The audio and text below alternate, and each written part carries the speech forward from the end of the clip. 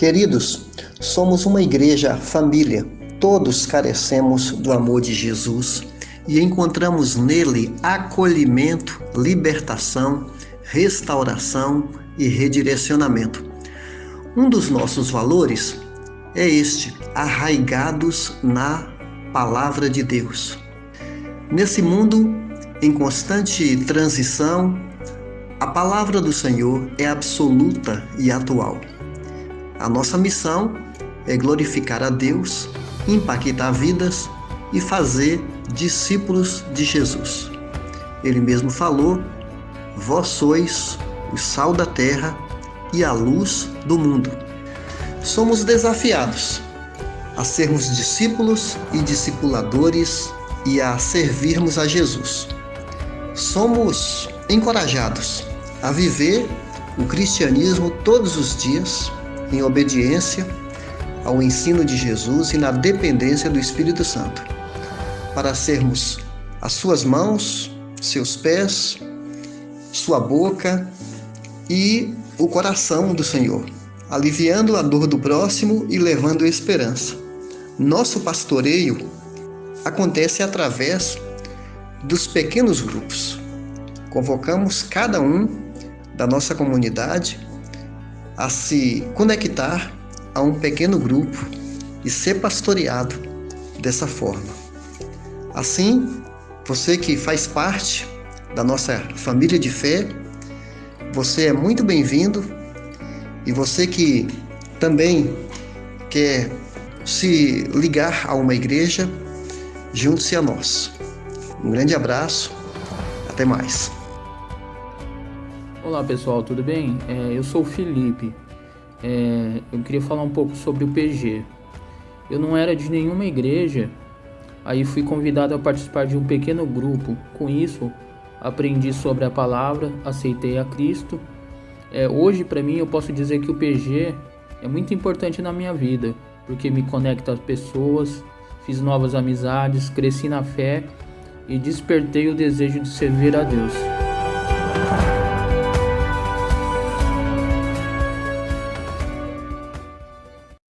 Oi, bom dia. Abre sua Bíblia no Evangelho de Mateus, capítulo 14.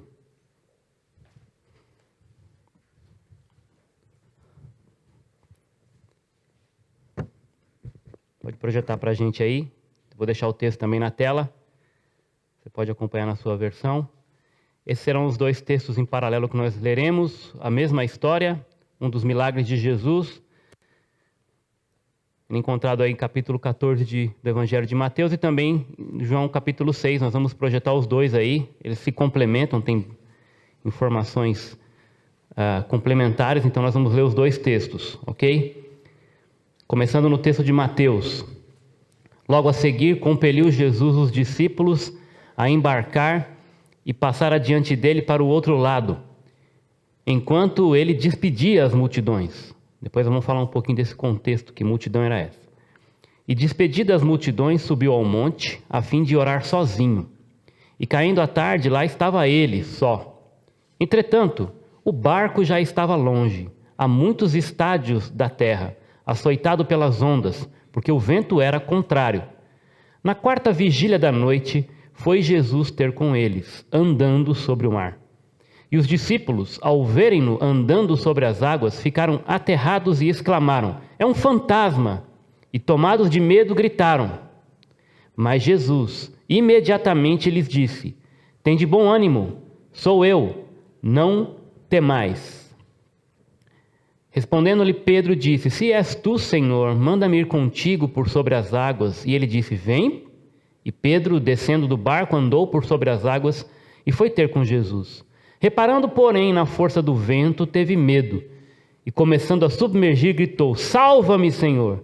E prontamente Jesus, estendendo a mão, tomou-o e lhe disse: ó homem de pequena fé, por que duvidaste? Subindo ambos para o barco, cessou o vento. E os que estavam no barco o adoraram, dizendo: verdadeiramente és filho de Deus. Então, estando já no outro lado, chegaram à terra de Genezaré.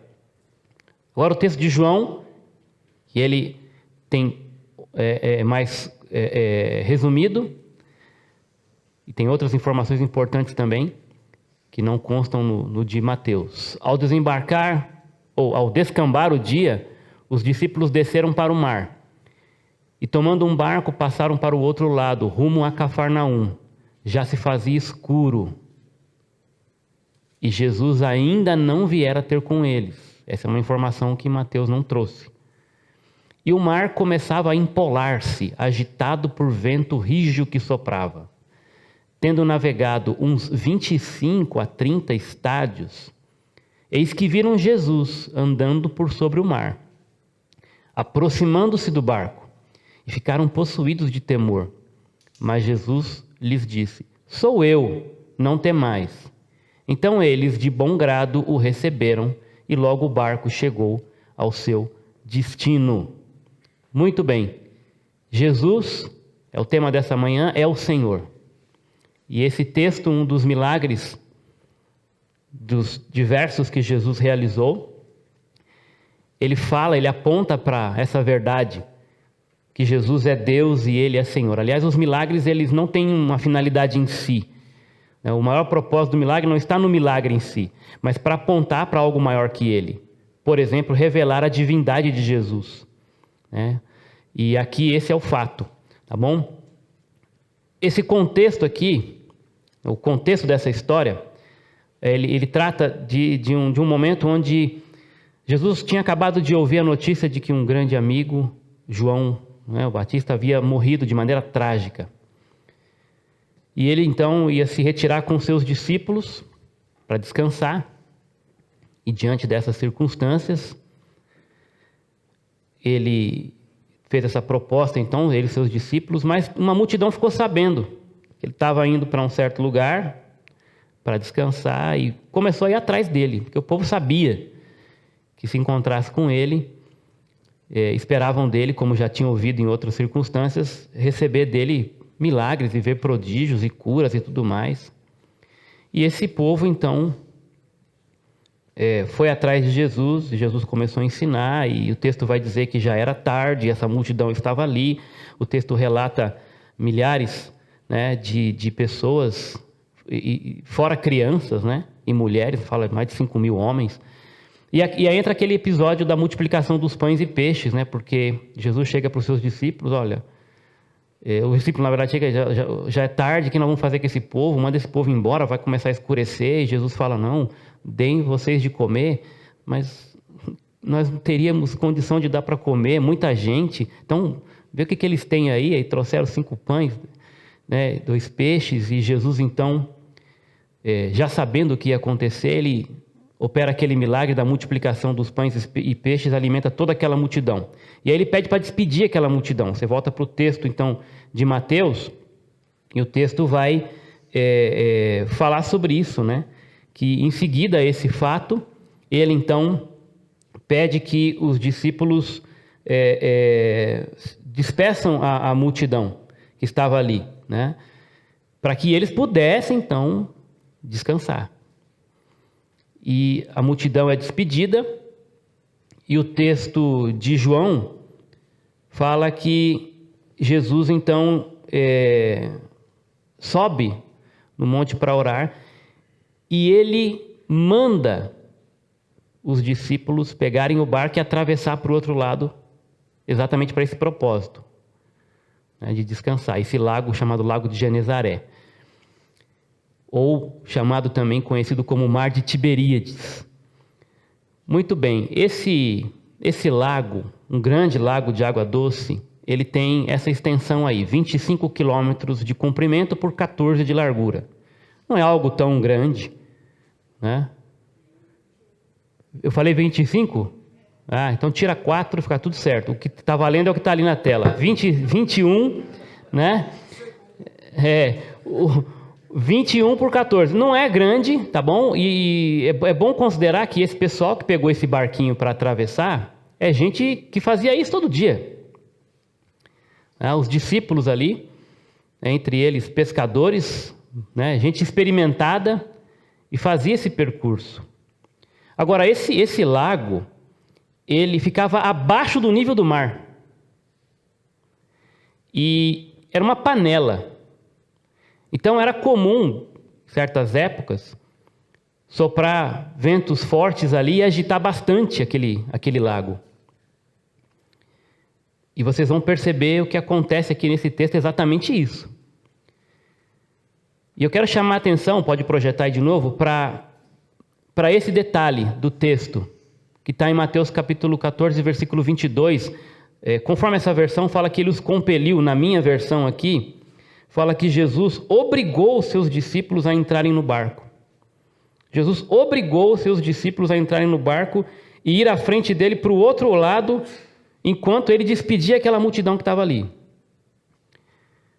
Agora, parece um detalhe que passa às vezes despercebido, mas vamos olhar o que acontece depois, vamos conectar com isso.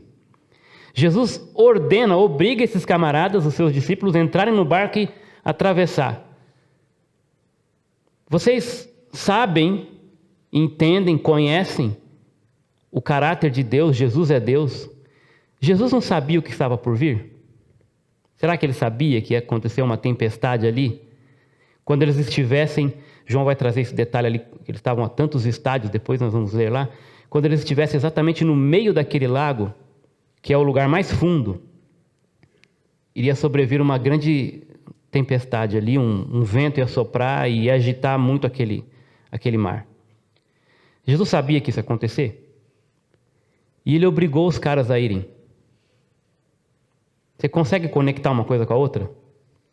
Porque quando eu penso, por exemplo, na história de Jonas, até dá para aceitar. Deus manda Jonas pregar num lugar, e Jonas, de maneira rebelde, vai para outro, ou tentou ir para outro. Né? Se dispôs a ir para a direção contrária. Enquanto ele estava na sua rebeldia, se dirigindo para uma direção contrária a que Deus mandou, pediu para ele ir, aí, o que acontece? Vem, o mar se agita e tudo mais, tal, e ele é lançado.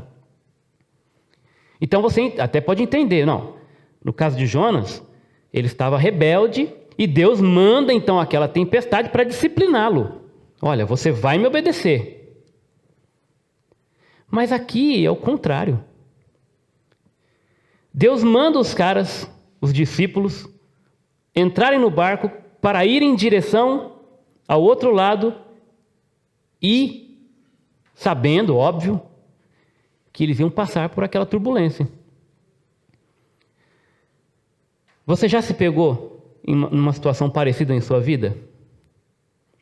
Tá tudo bem. Você não está rebelde. Você está obedecendo. Você está fazendo tudo direitinho, ou pelo menos se esforçando para seguir as ordens de Jesus. Mesmo assim, mesmo fazendo tudo direitinho, se esforçando para seguir a Jesus de perto, com obediência, com temor, Deus permite tempestades se aproximarem e abaterem a sua vida. E como é que você reage nessa hora?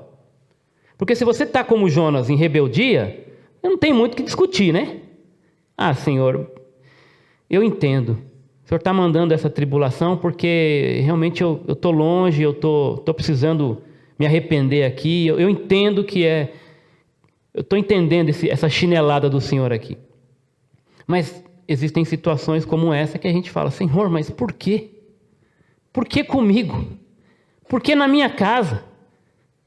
Por que na minha vida? Eu estou seguindo o Senhor direitinho. Eu estou obedecendo. O Senhor falou, vai, eu estou indo. O Senhor falou, não vai, eu não fui mais. Faz, eu estou fazendo. Deixa de fazer, eu parei.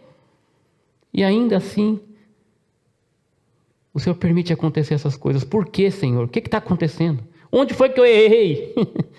Não. Deus permite sim, irmãos. E essa passagem aqui mostra muito bem para nós, a partir desse detalhe, que também faz parte dos planos de Deus para a sua vida. Ele tem propósito nisso, nas tribulações. Você pode estar passando por dificuldade, pode estar passando por apertos, e isso não necessariamente significar uma disciplina por conta de uma rebeldia sua. Mas Deus ainda quer tratar a sua vida. Deus permite que aconteçam essas turbulências para te lapidar, para testar a sua fé, para se aproximar mais de você. Talvez você esteja pensando: meu Deus, o que será de mim? Onde está o Senhor? E naquele momento que começou a tempestade ali, eles estavam sozinhos.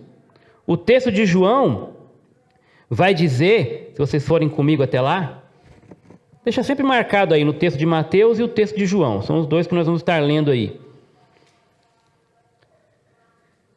O texto vai dizer que estava escurecendo e Jesus ainda não tinha ido encontrá-los. Então essa primeira grande lição aqui, já para introduzir essa mensagem, é que eu espero que você entenda que Deus continua sendo Deus.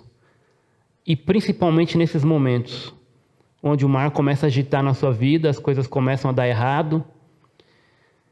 E não é necessariamente porque você está longe, porque você desobedeceu, porque tem alguma coisa errada contigo, mas não. Deus está trabalhando. Deus está trabalhando na tua vida. E pode ter certeza que Ele não vai deixar você afundar. Ele não vai deixar você perecer. Pode até parecer que está tarde, mas Ele está vindo. Acredite, Ele está chegando. Ele está orando por você, inclusive. Jesus estava lá. Enquanto eles estavam indo, Ele foi subir no monte para orar. Diante daquela situação, porque depois que terminou aquela multiplicação de pães e peixes tremenda, o povo queria tornar Jesus rei na força. Mas Jesus sabia que isso não era o propósito ali. Então, diante daquela tentação até, né, de ser aclamado na força, na marra, Ele despediu aquela multidão e foi orar. E Ele via, o texto diz que Ele estava olhando para aqueles discípulos, enquanto estavam no barco. Pode parecer que não, mas o Senhor está te olhando. Ele sabe pelo que você está passando. E Ele não vai deixar você afundar. Ele vem. Nós até cantamos uma música, né? Ele vem para te salvar. Confia, espera, acredite, Ele é o Senhor. E com esse texto, quero propor três lições aí que nós vamos aprender com esse milagre. Primeiro, que Ele é o Senhor do momento. Jesus é o Senhor sobre o momento. Outro detalhe, então, que aponta para isso, nos versos 16 e 17, do texto de João, havia escurecido e Jesus ainda não tinha ido encontrá-los. Mas entenda uma coisa, Jesus ele intervém na nossa situação de acordo com o momento que Ele considera oportuno e não de acordo com o momento que nós gostaríamos que ele fizesse. O nosso relógio não é o relógio de Deus.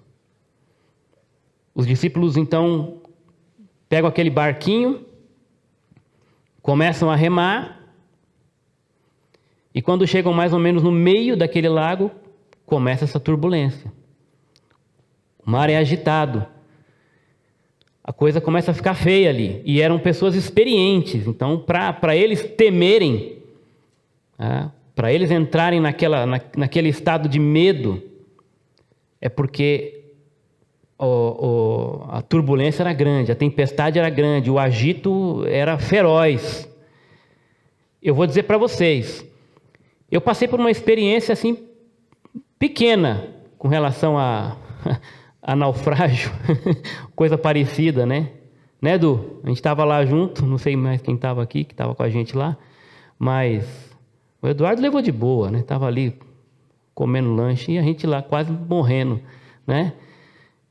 A gente ficou à deriva, era mais de meia-noite, o barquinho que a gente estava quebrou, e o camarada experiente lá, tinha dois, né? O piloto e o ajudante, estavam com medo. O negócio começou, né? Estava bem na arrebentação, e por 2 momentos eu achei que ia virar. E mesmo com colete, eu não sei nadar. E se vira, mesmo quem sabe nadar, é perigoso, porque pode virar por cima da pessoa, né? Então, era um risco grande mesmo que a gente estava correndo ali, cheio de pescar. E ficamos ali por mais ou menos 1 hora, 1 hora e meia, esperando um resgate. Daquele agito, Porque se ele joga âncora, era uma dúvida, né? Se ele joga âncora, o barco fica preso, a força da onda podia quebrar até o barco. Se ele só deixa sem âncora, o barco fica à deriva, e aí onde a onda bater e levar, ele vai. E foi o que ele fez, ele não jogou a âncora. Ele preferiu assim. E nós então ficamos ali, gente, imagina o desespero. A gente não consegue nem falar, né? Mas quando a gente olha para quem é experiente e vê que ele está com medo, aí um abraço, né? Senhor, está nas tuas mãos. E foi isso que aconteceu ali. Eles experientes, mas eles estavam com medo da tempestade. E quando você está numa situação dessa, o que você vai fazer? Você vai orar, né? Claro, você vai orar. Mas na sua oração, o que você pede na oração? O que você quer que aconteça ali numa hora dessa? Você quer uma solução. Para quando? Para ontem. Não é? Senhor, para esse negócio agora. Né? Traz alguém aqui já. Eu não estou aguentando. Não sei o que fazer. Eu preciso. A situação está difícil. Você se depara com alguém que te manda uma notícia de alguém que está hospitalizado. Nós temos ouvido muito essas semanas aí. Fulano foi entubado. E você vai orar. O que você quer? Senhor, reverte esse quadro mais rápido, Senhor. Ele está morrendo. Ela está morrendo. Não deixa acontecer, Pai. Infelizmente, a gente tem ouvido muitos casos que chega numa certa situação, é questão de tempo, e o quadro não progride. Não evolui para melhor. Né? E você ora e quer ali um milagre naquele momento. Você espera ali, você não quer esperar. Só que o Senhor é o Senhor sobre o momento.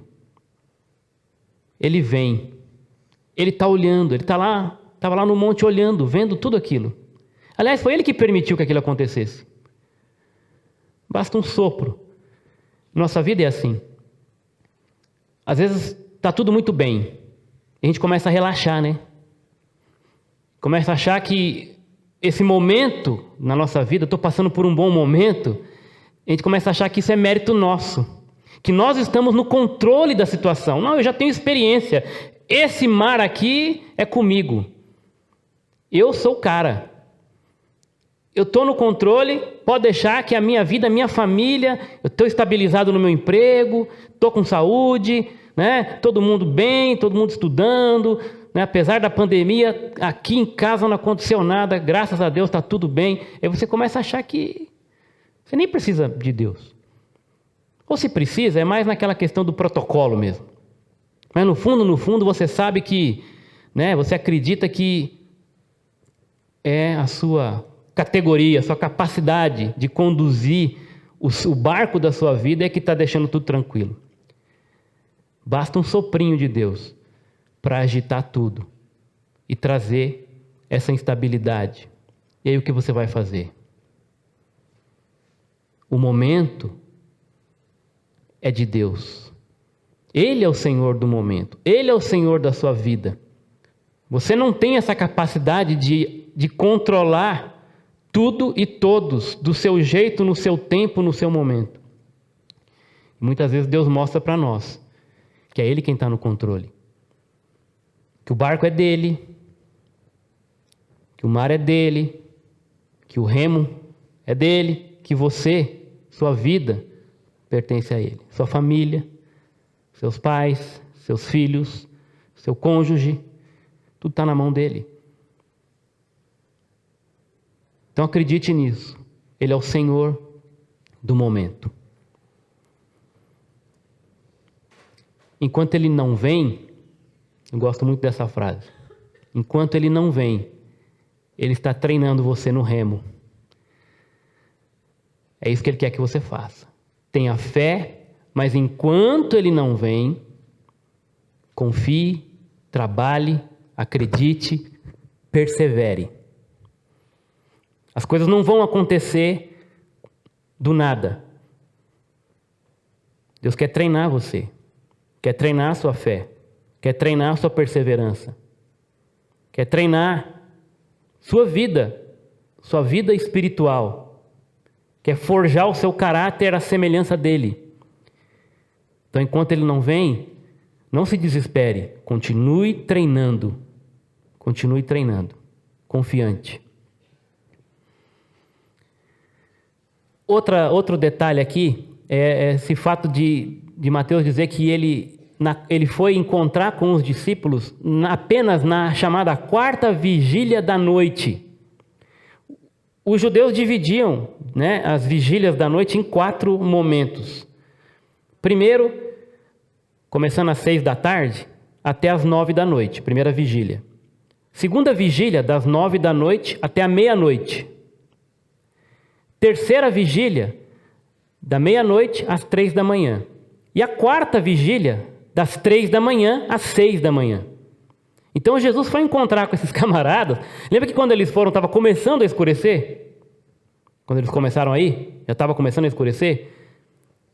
E Jesus vai encontrar com eles aonde? Depois das 3 da manhã. Já era a quarta vigília da noite. Ele é o Senhor do tempo. Ele esperou. Imagina, esses meninos ali no meio do... Quanto tempo eles ficaram ali? Naquele desespero. Tudo bem, até chegar ali, mas enquanto eles estavam ali, quanto tempo eles ficaram ali? E nada. Quarta vigília da noite. O tempo de Deus não é o nosso. Mas sabe de uma coisa? Ele sempre vem ao nosso encontro, pois a fidelidade dele é a base da nossa fé. Está demorando? Pode ser que demore. Ainda que demore, creia, ele vem. Ele vem. Deus sabe de tudo. Ele vem para mostrar que ele é Deus, que ele é o Senhor sobre o tempo. E ele também é o Senhor sobre o mar. E aqui, quando eu falo sobre o mar, eu quero dizer que Deus, ele controla toda a criação. Tudo foi feito por ele, por intermédio dele. Ele é o Senhor sobre todas as criaturas. Ele não só é o Senhor sobre o tempo, sobre as circunstâncias, mas ele é o Senhor sobre toda a criação. E ele vai mostrar isso ali.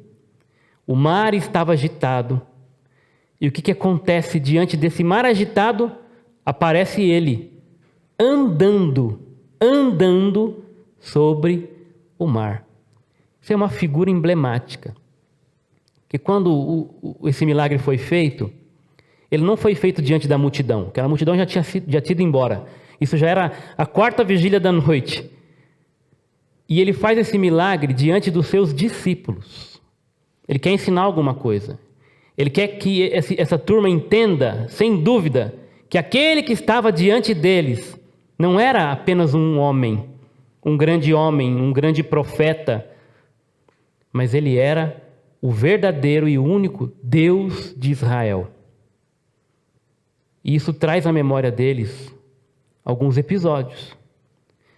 O mar agitado, e lá vem ele andando sobre o mar, meio que brincando ali com aquela situação, né? O que ele estava mostrando? Trazendo à memória daqueles homens situações como essa. No Antigo Testamento, quem é que tinha domínio sobre o mar? Quem? Quem que dominava o mar? Quem que abriu o Mar Vermelho, por exemplo? Quem foi? Foi Moisés? Não, foi Deus. Quem que abriu o Jordão? Quem foi? Foi Deus. E o povo sabia disso, as histórias eram contadas. Quem é que acalmou aquele mar lá no livro de Jonas? Quem foi? Quem fez acalmar o mar? Foi Deus. Agora, esses homens veem Jesus andando sobre o mar. Num primeiro momento, eles têm uma outra impressão, mas depois eles têm a confirmação. Ele é Deus. Eles falam isso. Texto de de João e também no texto de Mateus. No texto de Mateus nós encontramos essa expressão.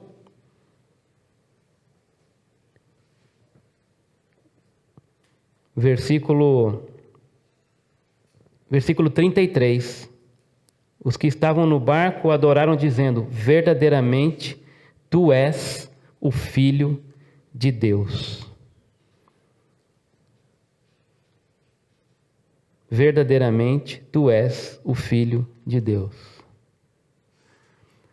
Abre sua Bíblia agora em Jó. Nós vamos ver a declaração de Jó e depois do salmista a respeito desse senhorio do nosso Deus sobre a criação, especificamente sobre o mar. Antes do livro de Salmos, tem o livro de Jó. Então nós vamos ali para o capítulo 9 e vamos ler o verso número 8. Quem estende sozinho os céus e anda sobre as ondas do mar? Quem? Vai para o texto do salmista agora, no Salmo 107. Linda essa poesia. Salmo 107.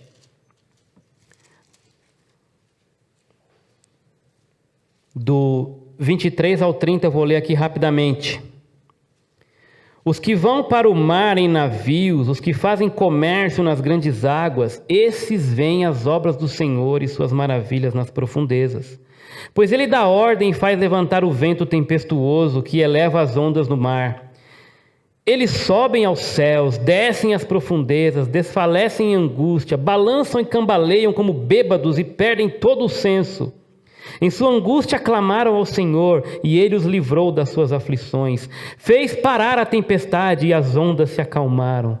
Então eles se alegraram com a bonança, e assim os conduziu ao porto desejado. Rendei graças ao Senhor por seu amor e por suas maravilhas para com os filhos dos homens. Exaltem-no na assembleia do povo e louvem-no na assembleia dos anciãos. Ele transforma os rios em deserto e nascentes em terra árida. Nosso Deus, nosso Senhor, é o Senhor sobre toda a criação. Tudo está debaixo do controle do nosso Deus. Ele é o Senhor sobre o mar. Ele vem andando sobre o mar. Aquele problema que você pensa que vai te destruir é exatamente o caminho que Deus usa para chegar na sua vida. Exatamente aquele mar que para ele seria o fim, provavelmente, é o trilho que Deus usa para alcançar a vida deles. É no meio daquele problema, talvez, que você acha que vai acabar contigo, que está desfalecendo sua fé. É no meio daquele problema, daquela tempestade, daquela circunstância desfavorável que você pensa que vai destruir você, sua casa, sua família, seus parentes. É no meio daquele problema, é aquele problema que Deus vai usar para encontrar contigo. É no meio daquele problema que Ele vai se revelar como o Senhor. É exatamente aquele canal, aquele problema que Ele vai usar para mostrar que Ele é Deus na sua vida, se você crê. É por ali que Ele vem. Quantos aqui já não tiveram essa experiência? De enxergar Jesus de maneira mais nítida, no meio de uma situação ruim, no meio de um problema, de uma enfermidade. Às vezes, parece que as coisas estão calmas e por causa de um detalhe, uma palavra maldita, uma conversa que não ficou bem resolvida, a coisa começa. E vai mexendo, e aquilo vai se tornando um problemão. E é ali que Deus quer que você dependa dEle e acredite. Ele vai vir aqui, e aqui nós vamos encontrar com Ele. Ele vai encontrar conosco e vai mostrar que Ele é Deus, que isso aqui está no controle dEle. Vamos entregar isso para Ele. Eu não sei que problema você tem passado hoje na sua vida. Não sei o que você tem enfrentado. Mas o problema não é maior que Deus. Aliás, Deus vai usar esse problema se você crer, se você tiver fé, se você confiar, entregar-se, Ele vai usar esse problema para revelar-se na sua vida como um Deus amoroso, bondoso, misericordioso, curador, salvador. Creia, Ele vem. Ele está andando. E quando Ele vier, glorifique a Ele, porque Ele é Senhor. E para terminar, a terceira lição é que Ele também é o Senhor sobre o medo. Ele é o Senhor sobre o momento, Ele é o Senhor sobre o mar e Ele é o Senhor sobre o medo. Quando Ele estava chegando ali, os discípulos já estavam apavorados, mas quando vem uma figura, um vulto, na direção deles, andando sobre as águas, naquele momento, naquela alta madrugada, o que você faria? O que você pensaria? Já estavam desesperados, eles olham e dizem o quê? É um fantasma. Aliás, isso era comum, né? Havia muito mito, não só entre os israelitas, mas outros povos da época, especialmente quando isso estava relacionado com figuras que vinham do mar. No mar tem muito mito, muitas histórias de pescadores, né? Quem já não ouviu alguma aí, né? Mas o fato é que eles viviam cercados de mitos. Então, na cabeça deles, a primeira coisa que veio quando viram aquele vulto andando sobre as águas é o quê? É um fantasma. Agora pronto. Os deuses estão contra nós. Nós estamos fadados à morte. Agora esse fantasma está chegando para nos levar. Mas Jesus se apresenta e Ele vai dizer o seguinte: sou eu. Não tenham medo. Que maravilhoso isso. No meio de uma tempestade, você já experimentou isso? Naquele momento de medo, de angústia, você ouvir a voz de Deus dizendo para você: sou eu. Eu já contei isso aqui. Meu filho era bem pequenininho e tinha acabado a energia em casa. E a gente acende a vela, né? Acende a vela, tal. E criança é curiosa. E ele queria soprar a vela. E a vela estava no corredor, ele estava longe de mim, mas ele ficou curioso para soprar a vela. Eu falei: não sopra porque vai ficar escuro. E era pequenininho. E aí o que aconteceu? Obedeceu o papai? Não. Não. Foi lá e... Quando ele apagou a vela, imagina o desespero do menino. Ele nunca tinha passado por isso. E ele começou a chorar, ele começou a gritar: papai, papai. Eu não estava longe, mas eu fui até ele. E quando eu cheguei perto dele, eu falei: papai está aqui. Ele acalmou na hora. Já passou por essa experiência? Não de apagar a vela, né? Mas já passou por essa experiência de você estar numa escuridão na sua vida, na sua alma, e a turbulência e os problemas, e você está ali desesperado, e você sente a voz de Deus, o braço dele, dizendo: filho, não tenha medo, papai está aqui. Não é maravilhoso? Foi isso que ele disse. E no original, esse termo sou eu, ele é usado de maneira inversa para fazer referência ao eu sou do Antigo Testamento. E aqueles discípulos entenderam essa voz. Entenderam esse termo, eu sou. Porque especialmente o evangelista João, quando escreve, ele enfatiza muito essa questão de Jesus e o eu sou do Antigo Testamento. Quando Deus se revela, por exemplo, lá em Êxodo 3 para Moisés, quando eles disserem: quem é que me mandou aqui? Moisés sendo chamado para libertar o povo lá no Egito, o que eu vou dizer para eles? Quem é que me mandou? Aí Deus fala assim: digam para eles que o eu sou te mandou. E Jesus, ele diz, relatado por João: eu sou o caminho. Ele diz: eu sou o pão da vida. Ele diz: eu sou a porta. Eu sou a videira. E nós vamos provar dessa videira daqui a pouco aqui. O pastor Edgar vai nos conduzir. Mas ele está chegando aqui para eles agora e dizendo assim: não temam, o eu sou chegou. Eu sou. Você pode imaginar que esse mesmo eu sou que libertou o povo do Egito é o eu sou na sua vida hoje? É o eu sou na sua família, nos seus relacionamentos quebrados, na doença, na pandemia. Ele está dizendo: não tema, eu sou. Não tenham medo. Agora, existe uma diferença entre reconhecer quem é Jesus, reconhecer que é Ele que está vindo, e recebê-lo de bom grado no barco. E é isso que você precisa fazer, por meio da fé. Se você está aqui nessa manhã e ainda não recebeu Jesus no barco da sua vida, é isso que você precisa fazer. Porque Ele já mostrou que é o Senhor sobre o momento é dele. E talvez o seu momento chegou. Ele veio nessa manhã para você. Esteja você aqui presente ou em casa agora. Ele pode estar aí, te encontrando hoje. E Ele está dizendo para você: não tenha medo. Eu cheguei. Eu sou. Ele é o Senhor sobre a criação e a criatura. Ele é o Senhor sobre o medo. Ele quer tirar esses medos do seu coração hoje. Ele quer te dar a convicção de salvação e de vida eterna. Mas se você já teve essa convicção e esse encontro com Jesus, pode ser que em algum momento também você tenha desviado disso. Você esteja se afastando dele, da presença dele, da obediência. E ele está vindo te encontrar de novo. E ele está dizendo, como disse lá para a igreja em Apocalipse 3, eu estou na tua porta e estou batendo.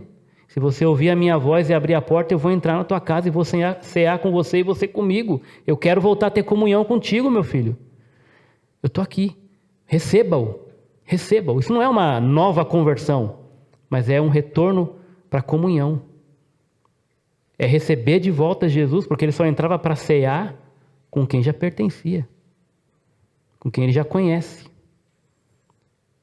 E hoje nós vamos ter a ceia do Senhor. E se você está sem comunhão com Ele, Ele está dizendo: eu quero subir nesse barco de novo. Acerte o que você tem que acertar. Confessa o teu pecado. E deixa o eu sou de novo conduzir o seu barco. Quem é Jesus para você? Eu quero terminar com isso. Talvez, para muitos hoje aí, espero que para nenhum de vocês aqui nesse salão e nem para quem está assistindo, Jesus é apenas um delírio, um fantasma. Ele não existe. Foi uma invenção de homens para afagar a nossa alma. Mas eu não acredito em Jesus. Eu não acredito que Ele é o que Ele diz que é, ou quem esse livro aí que dizem que é de Deus, dizem que Ele é. Como é que eu vou saber? Para muitos, Jesus não passa de um delírio.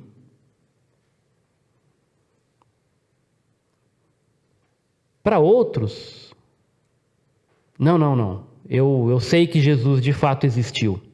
Eu acredito na história. Eu sei que ele não é um delírio, não é um fantasma, não. Eu sei que ele existiu. E que ele foi um grande homem, um grande profeta, um homem muito sábio. Mas não passa disso. Um grande vulto da história, como outros grandes vultos passaram pelo mundo aí, né? Jesus é colocado talvez nessa prateleira entre os grandes homens da história. Talvez até o maior deles, mas ali. Isso não é suficiente. Mas talvez na sua vida, Jesus não passe de um grande profeta, um grande homem, um cara legal que ajuda a gente, mas é isso. O que você precisa entender e aceitar é o fato real. Jesus é Deus. Ele não é um delírio. Não é apenas um destaque. Um grande homem. Mas Ele é o Senhor. Ele é Deus. E quer ser o Senhor na sua vida. Porque Ele é Senhor do momento, é Senhor do mar e é Senhor sobre o medo. Creia nisso. Entrega a sua vida para Ele. Volta para Ele. Recebe Ele de volta no seu barco. E diga: Deus, muito obrigado porque eu sei que apesar das tribulações, apesar das tempestades, o Senhor estava me vendo o tempo todo e veio ao meu encontro.